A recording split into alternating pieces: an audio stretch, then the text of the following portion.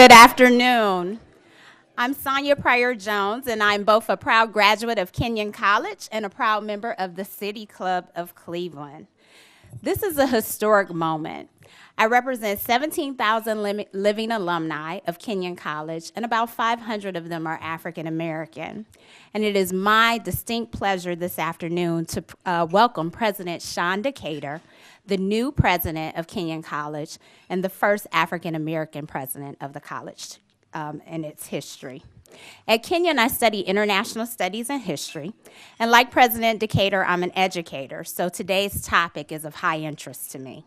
In fact, as a liberal arts graduate, I led the opening of one of Cleveland's most innovative STEM high schools, so that's something to ponder.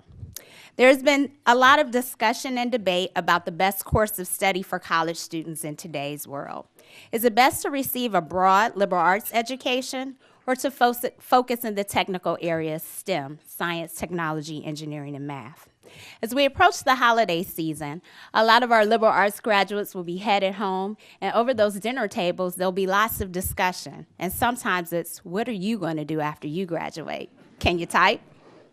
This year, they're going to have a lot of ammunition because, in fact, a recent study conducted by the Inside Higher Education shows that nearly 3/4 of our business leaders say that it is more important for job candidates to be well-rounded, with a range of abilities to have industry versus industry-specific skills. It's said that most people in this day and age will have 6 to 10 jobs during their careers. And liberal arts graduates are the most capable of really filling those voids and those new circumstances. While STEM education is important, a liberal arts education focuses on the process of learning, teamwork, society issues, as well as critical thinking. This makes someone very successful in today's global marketplace. The conclusion is that these two disciplines should not be at odds with one another, but instead figure out ways to be complementary and best prepare our students for the 21st century. Employers are also championing this position, and across the country, they're seeking individuals with global competence. This is loosely defined as an ability to understand all facets of world affairs, whether that's culture, economics, foreign policy, as well as other cultures across the world.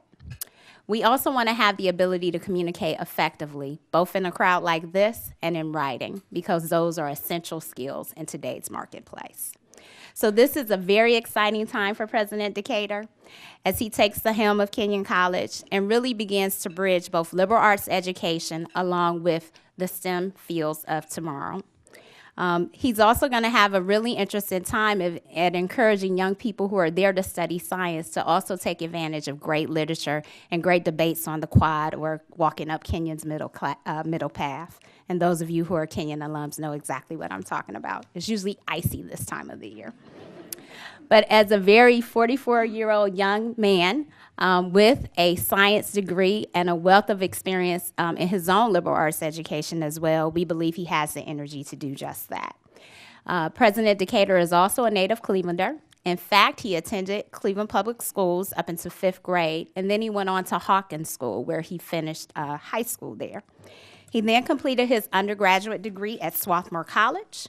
He was elected Phi Beta Kappa in 1990, and then created a doctorate in biophysical chemistry at Yale. Prior to his post at Kenyon, President Decatur served as the Arts and Sciences, the Dean of Arts and Sciences at Oberlin College, another fine school. We think they're okay.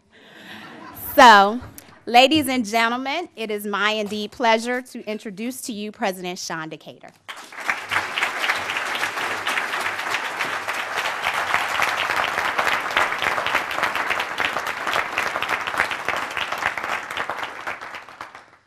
Thank you, Sonia, for that wonderful introduction.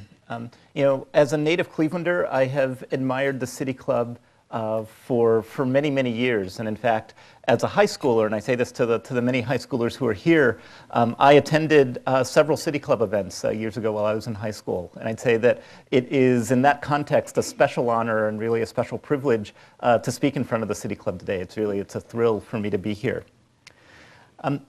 So pondering on the title, is there a future for the liberal arts?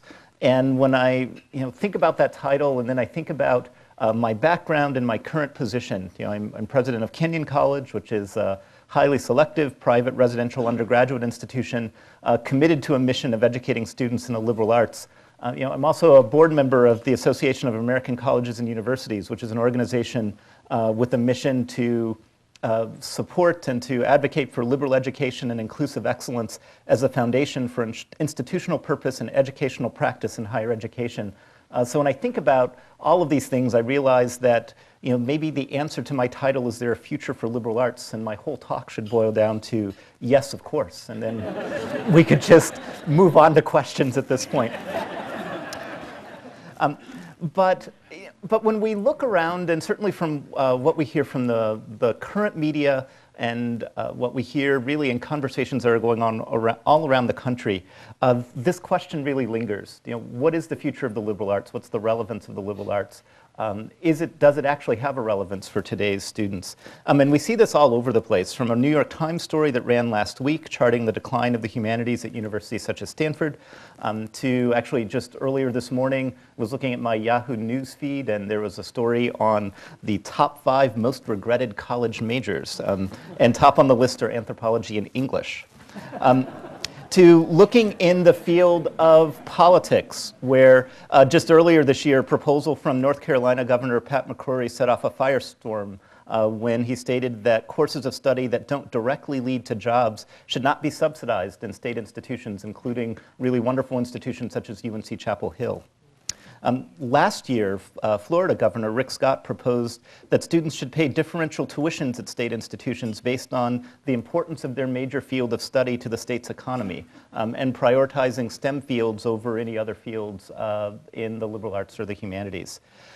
So this question is everywhere, and certainly the story or the anecdote about the English major who ends up working in Starbucks is something that really has perpetuated throughout popular culture.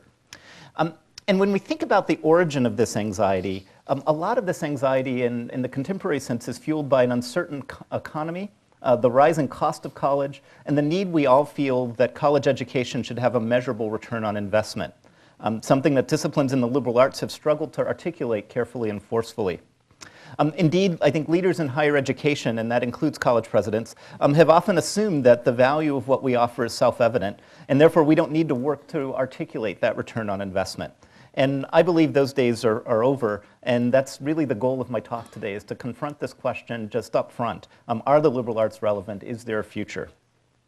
So over the course of the talk, what I want to begin with is first a historical context. So where does this dichotomy between the liberal arts and what's seen as practical education come from? Then I want to take a look at some data that research has shown about what is valued from an educational experience, and really begin to tease and take apart this notion of a dichotomy at all, so a dichotomy between career preparation and the liberal arts. Then I want to take a look at sort of this larger question beyond the job market. What's the value of the liberal arts to US society and culture in general? And finally, to wrap up, I'm going to talk a little bit about what's going on in terms of pedagogical innovations and what really institutions like Kenyon and other colleges and universities can do to make the link between liberal arts and career success and pathways for success afterwards more explicit. So first, I'd actually just like to begin by defining some terms. So what do we actually mean by the phrase liberal arts? Now, generally, liberal arts often refers to academic subjects, such as literature, philosophy, mathematics, social and natural sciences, and these are meant to be distinct for things that are more professional, technical, or vocational. Indeed, if you think about colloquially how we use the term and phrase liberal arts, we often just use it in opposition to the question of vocational or professional education. And I find this problematic, not only because it's a definition, an act of defining liberal arts in terms of what it is not, but it also establishes as a foundational principle that a liberal arts education is not preparation for career and job success. As I'll get to a bit later, I think this is absolute nonsense. And in fact, one can argue that a liberal education is among the best forms of education possible for career success. So if we're tossing out these colloquial terms in terms of thinking of liberal arts as the theoretical or the abstract and versus the vocational and the pre-professional, what else can we do, or how else can we define this concept? And so I want to reach back deeper into history and think about how the phrase, or really the derivation and origins of the phrase liberal arts. So liberal arts comes from the Latin, liberalis artis, sort of Latin courtesy of my career at Hawken, to the folks out at the Hawken table. The subjects that in classical antiquity were considered essential for a free person or citizen to know in order to engage in civic life. And the courses of study were considered relevant to the activities of Greek or Roman civic culture. So what are the things that you would need to do to participate in public debate, to serve on a jury or defend oneself in court, or to serve in the military? Now, all of these were rights and responsibilities of free men, not slaves, and so the liberalis artis is defined in terms of, or arises from the Latin word for freedom. Now, the core of these subjects that were taught were grammar, rhetoric, and logic, and this is sometimes called the trivium. And during the Middle Ages, this was extended to include arithmetic, geometry, astronomy, and music, or the quadrivium. And together, these are the sort of original 7 liberal arts of the typical medieval European university. And just as an aside, one of the things that I often encounter, people are surprised to hear that I'm a scientist and also president of a liberal arts college. And it's always nice to think about that the sciences were actually there at the very beginning of the liberal arts. And so it's not that the sciences are, is a new addition or something that's expanded. The sciences are really one of the foundational pillars of what we think of as liberal arts. Now, as we go from the Middle Ages and into the Renaissance and into the modern era, the concept of liberal arts disciplines was expanded to include the humanities, the literature, the arts, philosophy, and history, as well as the social and natural sciences. So this is kind of the origin of that notion of the liberal arts fields. But a key piece to keep in mind is the purpose of what this learning was all about, and this remains constant, which is to generate successful citizens. This fundamental idea that the study of these areas leads to the ability to write and communicate clearly, to engage productively in civic and commercial discourse, and to take on roles of leadership in society, and generally to be recognized as an educated person. Now, as this model of education crossed the Atlantic to the colonies, it became combined with a particular American sensibility about education for the practical. And this is perhaps best captured by the aims of Thomas Jefferson when he founded the University of Virginia. He wanted to capture the best of classical learning and combine the best of classical learning with mastery of practical arts that he felt Americans in particular should need to know. And based in part on his frustrations with his own education at the College of William and Mary, for example, he jettisoned theology for the curriculum and included botany. So Jefferson, a big advocate of the ideal of the citizen farmer, thought that botany is one of those things that everyone just had to know as mandatory practical knowledge. Theology, maybe not so much. And we see this as it continues and develops, as higher education develops in the US. The US really forms this very unique amalgam of the sort of retaining the values of a classical liberal education and really coupling that with this notion of education for the practical and seeing those two things as actually inherently linked. And if we think about what the typical structure is of a college degree, where you get a broad general education, a broad exploration of a range of fields, and then combining that with exploration of a particular field in depth, we see just more of a concept of that marriage of this broad classical general education, but actually also then mastery of something that you develop as a skill or you develop something in depth. Historically, we also see this as we move into the mid-19th century with the formation of the land-grant colleges and the Morrill Act, which set up a system of public colleges throughout the United States, was created in part to promote the liberal and practical education of the industrial classes in the several pursuits and professions. So in other words, still this idea that as you're spreading education, and really this is something that helps to move sort of establish public education across the country, it's not only with the idea of what's practical, but seeing that really closely linked to the notion of the liberal education, what's important to produce good citizens as we're looking out across the country. Now, and if we take the liberal arts, this concept of liberal arts from these earlier definitions and translate it into modern times, one thing that's useful is to think about not just liberal arts discipline, but the notion of a liberal arts education or a liberal education. So it's not just the fields, but it's really this larger goal of what are the things that educated citizens need to know to engage in society, and how do we actually develop them or cultivate them through a curriculum. And in general, the consensus of what a liberal arts education means in 21st century terms is broad knowledge of the wider world, and that includes humanities, arts, sciences, social and natural sciences, the ability to deal with complexity, to kind of manage complex systems, to sort of think about and explore complex systems, and also to manage change, to be flexible to manage change over time. And developing strong intellectual skills that span all areas of study, and this includes communication, both in written and oral form, so good writing and good speaking, analytical skills, problem-solving skills. Something which I often like to highlight, it's not only the ability to answer questions, but ask questions. So how do you take something that's a very complicated or a difficult piece of material, or something that you hear that just doesn't sound quite right, and to ask the right question which can help to reframe an issue or to push a question further. All of these really fall under, I think, the modern definition of what we think of as a liberal arts education.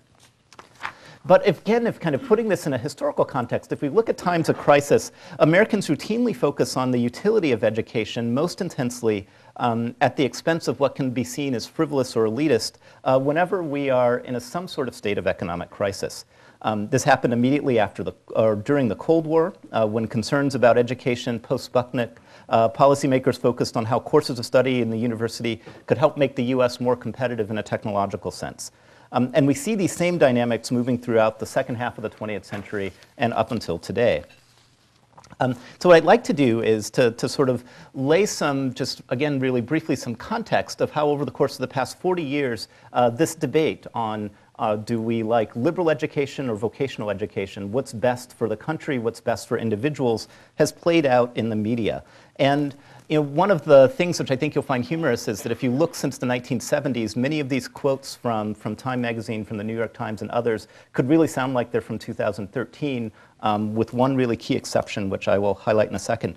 So we can look at Time magazine in April 1977, which reported a story on the crisis in finding jobs among graduates and what's seen as the crisis in liberal arts. And so one of the article begins, or the article contains a statement, we need to ask the question, do students who come to college without the skills to read, to think critically, and to express themselves leave our institutions with these skills?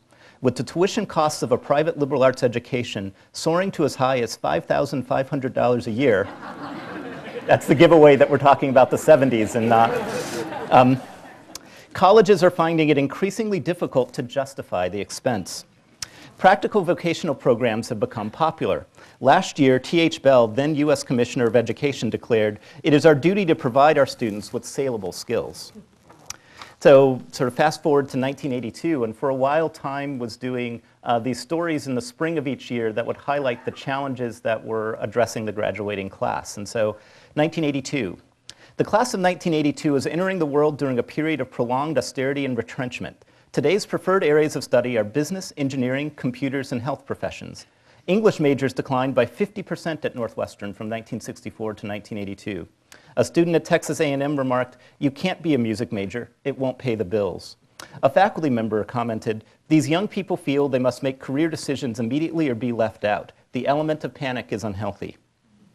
So 1983, the class of 1983 faces the worst job prospects since World War II. Liberal arts students face the bleakest prospects of all. With an eye on the market, many schools are counseling their liberal arts majors to consider imaginative uses for their degrees. Jump ahead to 1991, another period of economic downturn, another period of recession, and we hear, "Class of 1991, they're supposed to have the world at their feet. With shiny faces, well-polished phrases, and crisply pressed suits, they go in search of that first job, and at least in the past several years have usually clinched it in short order, but not this time." There's a last-ditch option for these students, however, going back home to mom and dad. This generation hasn't been afraid to do so. 75% of males 18 to 24 years old still living at home. As someone who would have been in that age demographic during 1991, I will say that we did eventually move out, most of us. So jumping forward another 20 years, June 2011, there's an article in the New York Times with the headline, "Graduates Struggling to Find Jobs." The choice of major is quite important. Certain majors had better luck finding a job that required a college degree. Young graduates who majored in education or teaching or engineering were most likely to find a job, while area studies majors, those who majored in Latin American studies, for example, and humanities majors were least likely to do so. So the bottom line is that there's at least some component of today's headline that's a function of the economic cycle. The anemic economies in the post-2008 recession years has been challenging, even more challenging than the late 1970s, 1980s economic woes. And the message is very familiar. In a period of economic retrenchment, practical studies are valued more than the liberal arts. Students and families weigh the cost and rising costs of education in terms of return on investment, and the concern about getting a job rises to the top of everyone's list of priorities. So I raised this historical context not to deny the very real feelings of anxiety that our current students and families feel. The economy is very difficult. Finding a job is not easy. The cost of education is rising rapidly. Too many students are burdened with high debt loads upon graduation. And quite reasonably, prospective students expect and deserve that in the long run, their education will benefit them economically as well as intellectually. These are very real concerns, real issues that I, as a college president, feel obligated to address, and I think my colleagues across the nation would agree with me. But each generation of anxiety about higher education brought about by downturns in the economic cycle also brings to fore this dichotomy, I think the artificial dichotomy, between liberal arts education and preparation for practical job success. Each era brings with it predictions of doom for the liberal arts. Yet through each of these earlier crises, the liberal arts actually survive and end up thriving. So why is this the case? I think that the answer lies in that the values and skills transmitted in a liberal arts education are excellent preparation for career and job success. This dichotomy is a false one. Students who major in liberal arts fields or who have an educational program with substantial components of liberal arts are indeed desirable employees and find success in their careers in the short, medium, and long term. So to look at this in more detail, I want to draw from some wonderful studies that have been done by the Association of American Colleges and Universities. And if you're interested, you can find these online at aacu.org. Basically, the AACU has worked with a research firm to survey employers over the course of the past 5 to 6 years. And they've interviewed both corporate leaders, so people who are CEOs, CFOs in executive suites. They've also interviewed folks who are in human resources positions across the country. And this has been published most recently in a report that came out earlier this year called "It Takes More Than a Major: Employer Priorities for College Learning and Student Success." So what are the things that you find out if you actually ask employers what they're looking for in college graduates or prospective employees? Well, it's interesting to note that 95% of employers say that a candidate's demonstrated capacity to think critically, communicate clearly, and solve complex problems is more important than their undergraduate major. So they actually want students who basically can come out with the skills that a liberal arts program should be able to provide. 91% of employers say that the challenges their employees face are more complex than they were in the past. 93% say they are asking employees to take on more responsibilities and use a broader set of skills in the past. And 95% put a priority on hiring people with intellectual and interpersonal skills that will help them to contribute to innovation in the workplace. I think this general sense that what folks are looking for are people who can adopt, who have these broader communication skills, broader critical thinking skills, is summed up by a quote from Norm Augustine, the former chairman and CEO of Lockheed Martin, who said that if the American economy is to recover from the Great Recession, and I believe it can, it will be because of a ready supply of workers with the critical thinking, creative problem solving, technological and communication skills that are needed to fuel productivity and growth. Now, there's a lot of data that's available on this, and I just want to highlight some other questions in other parts of the AAC&U survey work.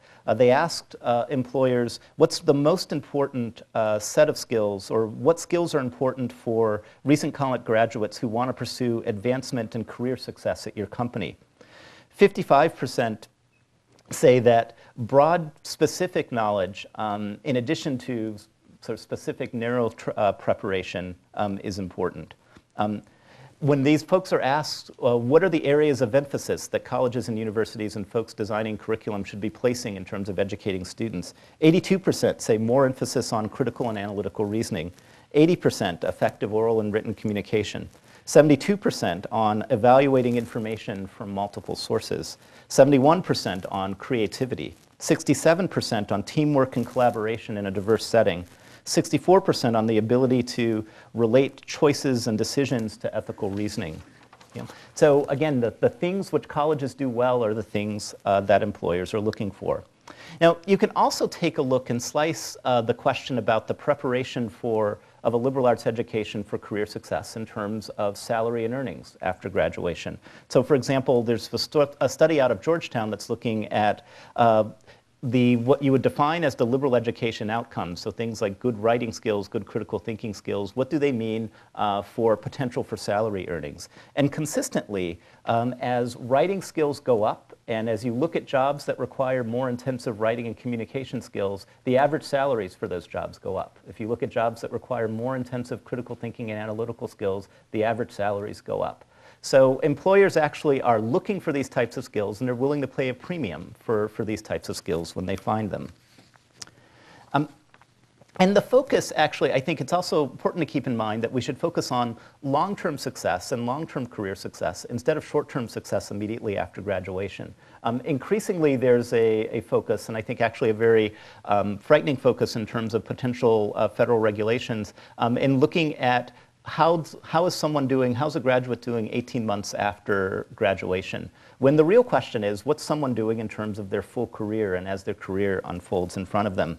And there was a wonderful article in 2011 by Kevin Carey in the New Republic where he did this really fun thing. So he looked at articles that were published in the Washington Post in the early 80s and early 90s that were spelling doom and gloom for liberal arts graduates. Each one of those had interviewed one or two graduates at the time who were liberal arts majors who were working as waitresses or bartenders or things. And he goes back now 20 and 30 years later and says, well, what are they doing? So how have their lives worked out?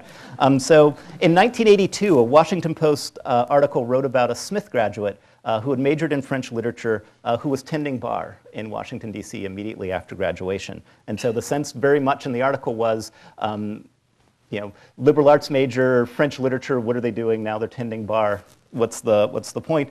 And now, actually, again, 30 years later, that person is the senior manager at an international development consulting company, working among other places in Francophone cultures and Francophone countries, where actually I'm assuming their French skills actually come quite in handy.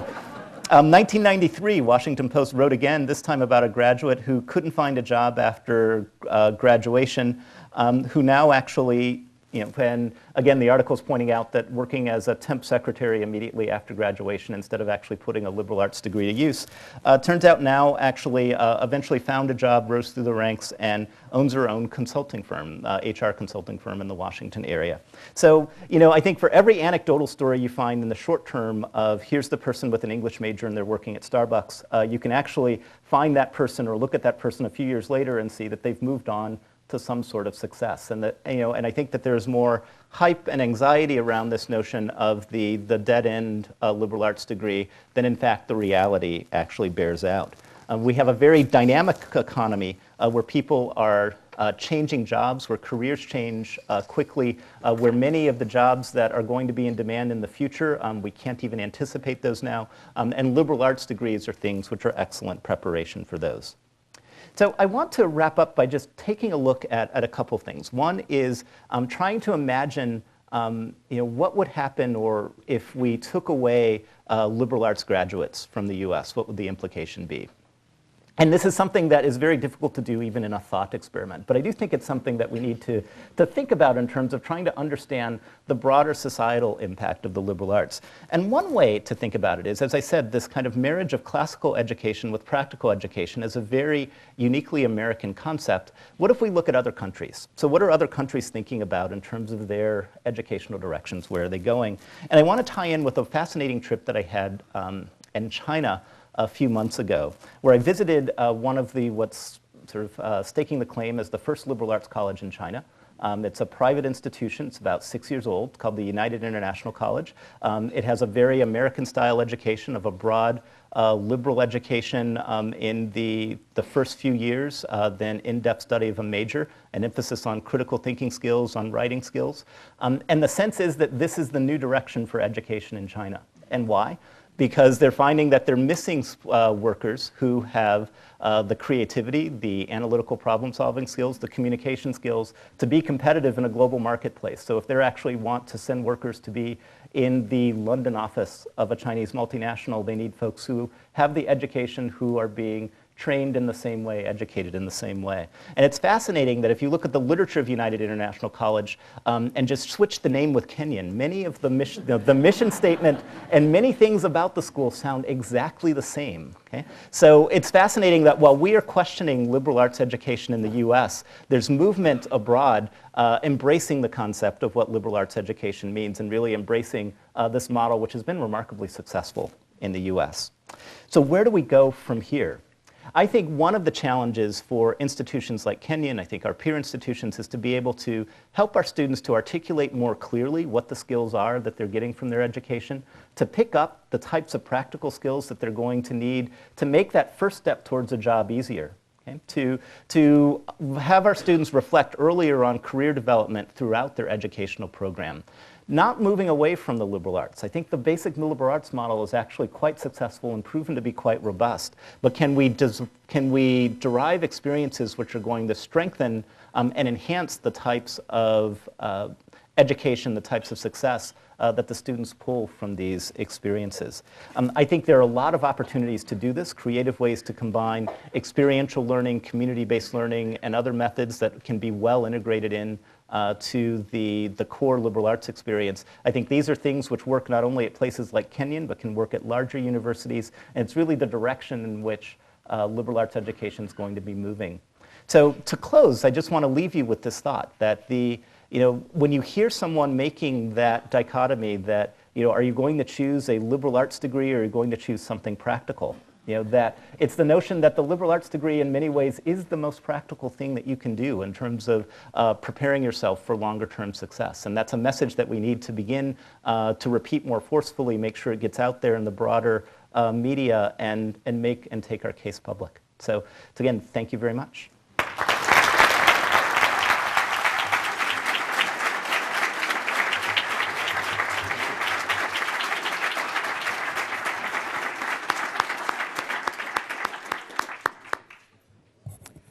Today at the City Club, we are listening to a Friday forum featuring President Sean Decatur of Kenyon College. We encourage you to formulate your questions for our speaker and now remind you that your questions should be brief and to the point.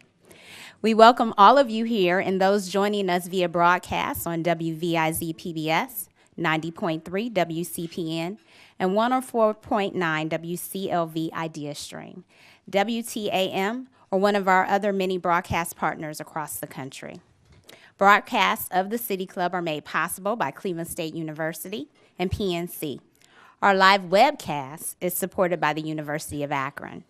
Next Friday, November 22nd, the City Club will welcome Blair Levin, Communications and Society Fellow at the Aspen Institute. The City Club is hosting several other programs before the end of the year. To learn more, make a reservation, or to order a CD or DVD of one of the many programs, please refer to the website at www.cityclub.org. Let me get that right, or Dan will get me.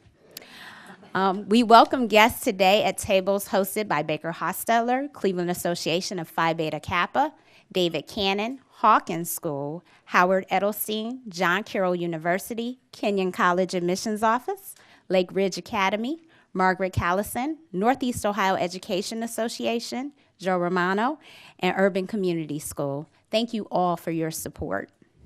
Today is also the annual Mandel Endowed Forum on Higher Education in America. Mr. Mandel is here with us and is made possible by a generous endowment gift from the Mandel Foundation.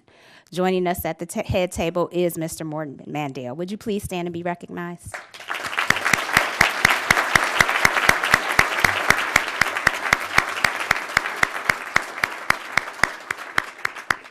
By the way, you should know he was an English major.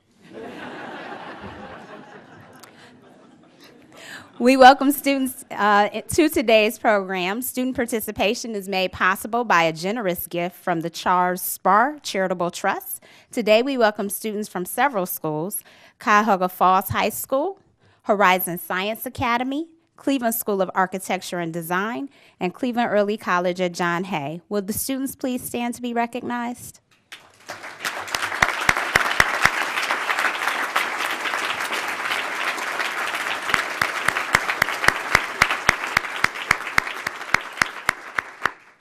Now we would like to return to our speaker for our traditional City Club question and answer period. Now we know that this is a family setting, so we won't throw too many hardballs.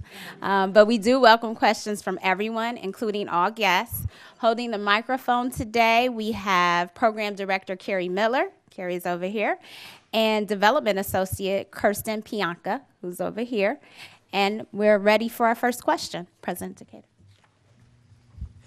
Hello, my name is Delmarcus Goolsby from Horizon Science Academy, and I wanted to ask you, what were your thoughts on if a student would say double major in like a STEM field and a liberal arts degree, or would it just be too much for the student? What is your opinion on that? No, that's a great question, and maybe I will take a step backwards before getting to the double majoring thing in a second, because there's one thing which I didn't discuss, which is how important learning STEM is in the context of the liberal arts. I was a chemistry major at Swarthmore. Actually, I was a chemistry major with a concentration in Black African American studies, so I'll get to the double major issue in a second. But one of the things which I found very powerful, and I know it's been very powerful in the students that I've worked with, is that when you study STEM fields in the liberal arts context, you get challenged to think about problems from multiple directions. You get challenged to learn how to ask really good questions. And you have to learn how to write and communicate. And all of those things pay off enormously for scientists when they move on after graduation, whether they go into industry or research or whatever field that they choose to follow. And just one of the things that's fascinating, if you look at the success that liberal arts programs and small liberal arts colleges like Kenyon and Oberlin and Mount Holyoke and Swarthmore and other wonderful schools as well have been sending students on to graduate school, and how those students actually eventually gain PhDs and are successful with their PhDs. We have a disproportionate success in students who go on to do work in science research in terms of students who come out of a liberal arts background. So, that's notion that if you're interested in sciences, avoid the liberal arts, again, I think actually they go together quite well. On the double majoring question, it depends a lot on what I'd say for that individual student, what that student's interests are. Many students have interest in more than one area. I think a lot of interest in cross-fertilization can happen when you study more than one topic. Certainly it's possible to do at many schools. I think it depends a lot on your individual course of program and what you would decide. But I know at Kenyon we have a number of neuroscience, music double majors. We have biology, English double majors. I think that sense of students who really enjoy the sciences, but they have interest in other areas as well that they want to explore. And I think it certainly is possible to do. Sean, it's great to hear so much about liberal arts and where they're going and what your perspective is. I'm a proud graduate of the College of Worcester and agree with you 100% on that. Mm-hmm. I want to take a historical perspective. Worcester, Kenyon, Oberlin, those schools formed an athletic conference in the 1980s called the North Coast Athletic Conference with the expressed purpose of providing equal opportunities for men and women in athletics. I think the challenge in going forward for liberal arts colleges and education in general in the United States is how we diversify our student body with the demographic changes that are happening. And I'd like to ask what you think Kenyon's doing in that respect to both recruit, retain, and graduate and have success with minority and ethnic, other than the Caucasians who have dominated the liberal arts colleges. Yep, that's a great question. And I think there are three things in particular that I think are important that Kenyon's doing, and I think actually Worcester and a lot of our peer institutions are doing as well.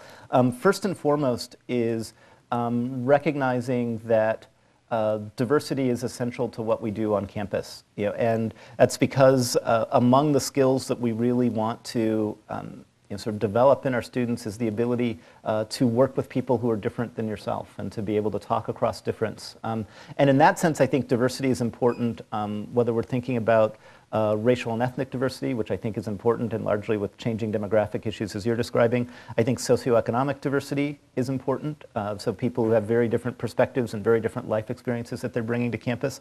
I think that actually also thinking of questions on age and other life experience diversity that you can have on campus. There was a very interesting panel earlier this week for Veterans Day at Kenyon that featured some of our students, a very small number of our students who are veterans. And I think that someone who in particular is a sophomore student who is a veteran and I think has very different experiences that he's bringing into the classroom with students, and actually that is enhancing not only his experience, but I think the learning experience for the broader community. So I think colleges have come a long way in recognizing that diversity is something that's really central to what we do, and we need to figure out ways to enhance it. The second thing that's important, I think, for institutions, and again, this is something I think we're all working on, is how do we develop pipelines from specific schools and specific areas into campus. And so that's, basically means working on recruitment and thinking about recruiting in different ways. Fascinating to think about demographics in a larger sense of changes in the US, and from the perspective of a small liberal arts college, Kenyon, like many small liberal arts colleges, historically has drawn a lot of students from the Northeast, from the upper Midwest, I think also from California. And what those places have in common are actually a lot of small liberal arts colleges. So people in Ohio know about Kenyon, but they also know about Worcester, they know about Oberlin, they know about Denison, they know about, a range of schools that are out there that are small liberal arts colleges. Increasingly, our populations, our high school students are going to be coming from parts of the country where that culture of the small liberal arts college is rare. So, the growing places in population are the Southwest, so Arizona and Texas and Nevada, places that don't have that same history and connection with the liberal arts experience. And so we actually need to be very proactive in building pipelines for different students, for diverse students and coming into campus. And I know we're working on developing those connections. The third thing, which is actually quite possibly the most important, is to create a culture on campus that is warm and welcoming and that is aimed at retention of students. So, that we actually, not only do we recognize that it's important to have diverse students, that we build pipelines to bring them there, but that we create a culture on campus in which they are valued parts of the community, that they are welcomed, that we actually build a curriculum that will look broadly upon the literature and the history of different peoples in the world, so that people can come to campus and see themselves reflected in different parts of the curriculum and in choices of reading and in things. And again, those are also things that we are working on campus. So all three of those things, I think the broader cultural dynamic, the building of pipelines, and the creating a welcoming community, I think are the important steps. Mr. Decatur, I welcome your lifelong perspective on success as you try to see how education contributes to it. And I particularly welcome it because I think lots of people, myself very much included, needed time outside of the womb of educational institutions to interact with the world and sort through possibilities and make good choices.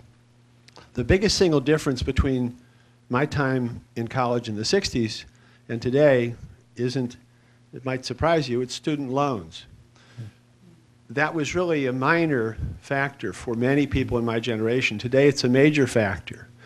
And I ask you, if the burden of student loans hangs over students to such a degree that they shortchange that period in their lives when they leave an institution and try out all kinds of different things and only gradually come to conclude what their real life direction will be. Yeah. And I think you're exactly right. The debt burden that some students have after graduation is a huge issue, and it's tied in with the notion of cost. It's one of the things that is a big concern in terms of attracting students and bringing them to campus, because the notion of going into a tremendous amount of debt before coming to college, especially if you're from a family that does not have a lot of wealth coming into college, then taking on a big debt burden is something that's very daunting and really can be a big barrier. Certainly can also be a barrier to students after graduation. And I have a couple of thoughts about that. One is that in a large sense, and our policies around support, state and federal support for higher education in general, are in need of desperate update and reimagining. And this is something that's not just a Kenyon issue. I think it's an issue for our state universities, in Ohio and across the country, which are really the places where the cost of higher education has been rising the most rapidly over the course of the past couple of decades. And we haven't addressed systematically a way in which we are dealing in the cost of higher education, dealing in how do we support students for this funding. A second thing that we need to think about is the connection between funding and financial aid, loan indebtedness, and quality of the educational experience. And this is part of what I think the president in his proposals around reform of financial aid and the sort of the rating system of higher education is getting at. And this is aimed at that group of students, that group of graduates who not only find themselves in a lot of debt, but find themselves in an academic program that is not geared towards success after graduation. And sometimes that's reflected in high dropout rates from programs. Sometimes that's reflected in challenges in getting jobs on the other end. So what the president has proposed is tying together some way to incentivize institutions to improve their educational objectives by tying in federal financial aid to some sort of metrics on outcomes. And I think in principle, that's a really good idea. There are parts of that, though, that mean the way you think about the outcomes becomes critical, because it's that long-term career trajectory that's going to be most important, and sort of capturing a way that that we think about educational quality, not the day after graduation, but the impact of the educational quality in the long term that's going to matter. I think what's striking is that some of the largest indebtedness issues are not with the traditional liberal arts colleges, not with traditional liberal arts programs, but often in the for-profit, more narrowly pre-professionally driven programs, which are very expensive, encourage students to take on a lot of loan debt, and in the end, students aren't prepared to be flexible to go into lots of different areas because they haven't had that broad training that's important, but they have a degree that may actually not be worth the level of debt that they've had to take it on. And that's a very tricky issue of how we take apart. And I think as I said, I think the administration is thinking about it in a good way. I don't think they're all the way there yet in terms of what the answer is. My question is a little bit about the Common Core rollout. I'm wondering if you could reflect a bit on the relationship of the new Common Core and how that will affect the applicant pool for liberal arts schools, and what the connection is, if you see a connection between those two. Thank you. No, thank you. And I think that not only the Common Core, but the changes that happen in K through 12 education, and really the reforms that have happened over the past decade, are beginning to have an impact on the students that we see coming to campus, and in a number of ways. I think I've noticed, and I'll say this is anecdotal, so it's not something I've done systematically, but it's anecdotal from students I've had the chance to know, students I've worked with in the classroom, that testing culture is beginning to have an adverse effect on the risk-taking and I think ability to think outside of the box, and sort of a range of skills that we look for with students when they first come into the classroom. And it's a sense in which expected answers are much more rote and mechanized, and students are not necessarily encouraged to do the type of broad, clear thinking that we might hope that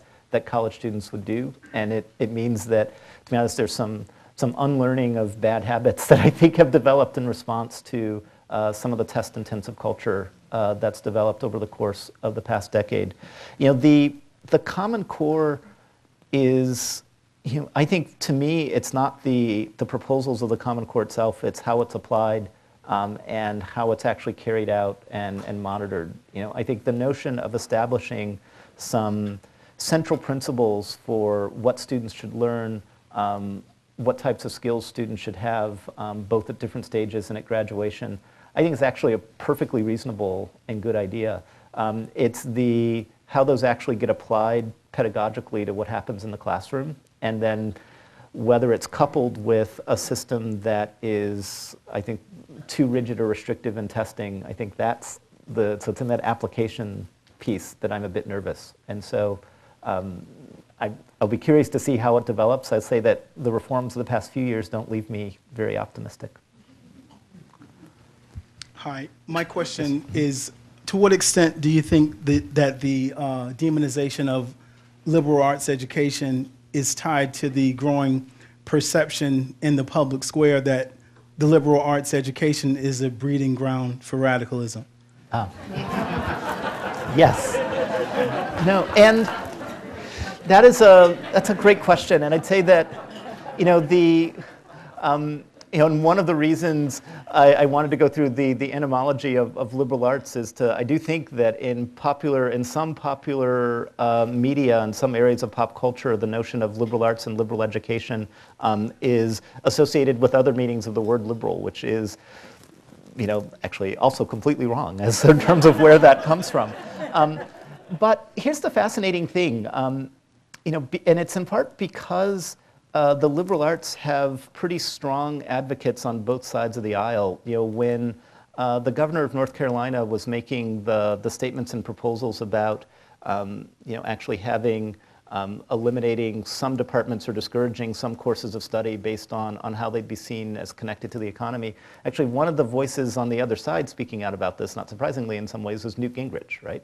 Newt Gingrich is someone who is a strong advocate of the notion that an understanding of literature and history and these broad disciplines is important to become an educated citizen. Now, I think that there are folks within the academy who might disagree on what Newt Gingrich would identify as the pieces of history and literature that are most essential. But I think where there is common ground is that notion that the idea that a narrow focus, a narrow pre-professional focus is the wrong direction. And so I actually think that there's more common ground on some of these issues about liberal arts education than there is disagreement. At the end of your talk, you started to mention that the future of liberal arts is going to include opportunities for practical, experiential experiences. And I'm wondering what's driving that need and why you would feel that would be incorporated, and if so, how do you do that without diluting what is already being accomplished? And I think there are two factors that are driving the need. One is that there are some, I think the building of resume and having some things on a resume, is important for students immediately after they graduate, and having a way that we're helping students build their resume with some other skills that they're developing outside of the classroom is important. But for me, the second reason might actually be the most important, and that is that there is a type of learning that happens when you have to apply the conceptual work that you're doing in the classroom to a real-world problem that is immensely powerful and transformative. As an example, one of the initiatives at Kenyon in the past couple of years has been development of a farm that's on campus, and this is it's a real live working farm, and there's some students who live on the farm, some who take courses that relate to agriculture. Students work and manage the farm. Some of the food on the farm actually gets served in the dining hall, so we take farm to table quite literally at Kenyon. And what's interesting about this is that on the one hand, students are going to read abstract things about thinking about agriculture and the role of society, and thinking about Cicero and lots of other neat things, and then actually have to think about what a farm really looks like, and that's valuable. And then they also, though, will be confronted with problems that don't fall into neat boxes, because when you're dealing in something in the real world, you have to draw from biology, you have to draw from sociology, you have to draw from politics, you have to draw from community and talk to real people that are out there in the world. And that is a place where you're integrating this knowledge that's coming from different directions, which I think is powerful for what it means for the student experience. So for me, it's partially about resume building, but it's also partially about deepening that student learning and creating some experiences which are particularly rich and satisfying. Okay. Sorry. So you talked about English majors who went off and waited tables, and I will out myself. My mother had palpitations while you talked about this, but I want to talk about a different piece because I often say to people that my experience at Kenyon made me a happier person. And I wonder if you can talk about that connection between liberal arts and leading a happy life. Yes. And I would, broaden that even further into sort of happy life, but also contributions to community in a more fundamental way. That I think that the liberal arts can cultivate a type of lifelong learning, appreciation for lifelong learning, an appreciation for the arts, an appreciation for a range of things that I think people find very satisfying, and that's very, very important and meaningful. But I also think that there are ripple effects in terms of how our graduates go out into the universe. And I like to think of this as the difference between if you have someone who is running off a diving board and into a pool, measuring just the impact of the initial splash versus looking at the ripples that actually fill the pool. And I think often, and even in my talk today, I've been very focused on that splash, or what happens to the individual at that moment. I think we also need to think about what's happening for those ripples and what does it mean for the larger impact that someone has. Because I think there are a range of ways in which people, not only through the satisfaction of their own lives, but the way that they help to bring interesting conversation and appreciation to others, the way they actually take on roles of community stewardship and leadership in places all around the country, sometimes in prominent roles, sometimes in quiet roles that all of our communities need in order to be sustained. And those are things that are part of the educational experience as well that I think get cultivated through the 4 years of college and that have an enormous impact. And as one kind of last point on this, when I visited United International College in China, this question of how do you develop a whole person education and think about the role of lifelong satisfaction and community impact and service as part of the education was this key thing that's being emphasized in the institution. And it was just really delightful to see, in a world where we're assuming that other countries are really getting ahead because they're focusing on a kind of narrow technical pre-professional level, that no, I think there's a broader international recognition that there's things that come out of this education that are important and transformative. And I think it's great if we could find ways to recognize that more here at home.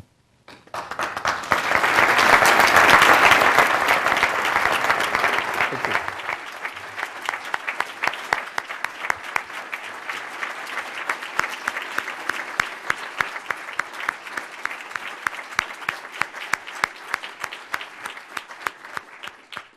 Today at the City Club, we have been listening to a Friday Forum featuring Sean Decatur, president of Kenyon College.